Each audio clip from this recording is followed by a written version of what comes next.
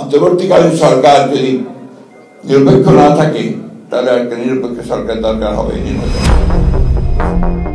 অন্তর্বর্তী সরকারের নিরপেক্ষতা নিয়ে সংশয়ে বিএনপি।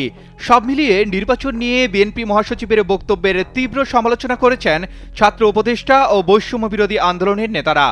অভিযোগ করেন, ক্ষমতায় যাওয়ার পথ সুগম করতেই নিরপেক্ষ সরকারের নামে আরেকটি 1-11-এর পায়তারা করছে বিএনপি।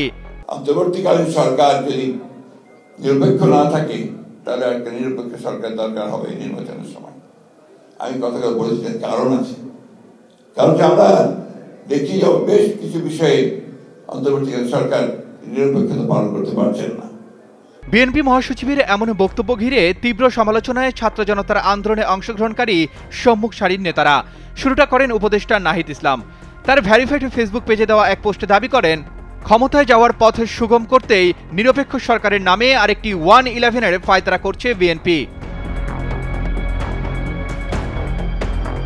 নাহিদের অভিযোগ, ছাত্র জনতার অভ্যুত্থানের পর জাতীয় সরকার গঠনে রাজি হয়নি দলটি, বরং রাষ্ট্রপতির পরিবর্তন, সংস্কার, নতুন সংবিধান, জুলাই ঘোষণাপত্র সহ সব ইস্যুতেই বিরোধী অবস্থান নেয় বিএনপি।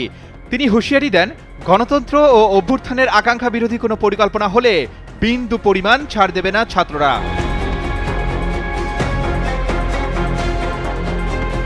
নাহিদ তার ফেসবুক পোস্টে লিখেছেন, আমরা 3 আগস্ট থেকে বলে আসছি, আমরা কোনো প্রকারের সেনা শাসন বা জরুরি অবস্থা মেনে নেব না।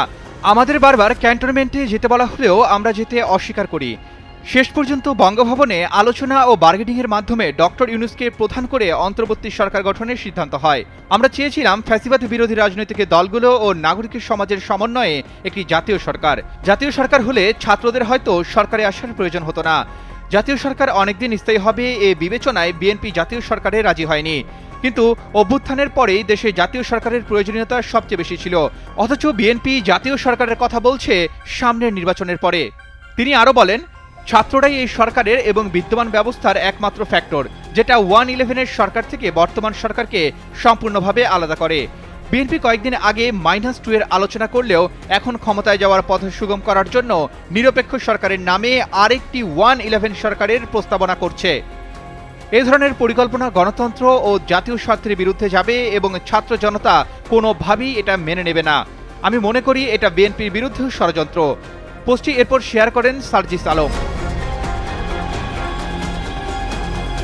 অনেকটা একই সুরে পোস্ট দেন আরেক উপদেষ্টা আসিফ মাহমুদ। বলেন, সরকার থেকে কোনো রাজনৈতিক দলের সঙ্গে সংশ্লিষ্টতার বিরুদ্ধে তারাও। কেউ রাজনীতি করতে চাইলে সরকারি দায়িত্ব ছেড়েই করবে।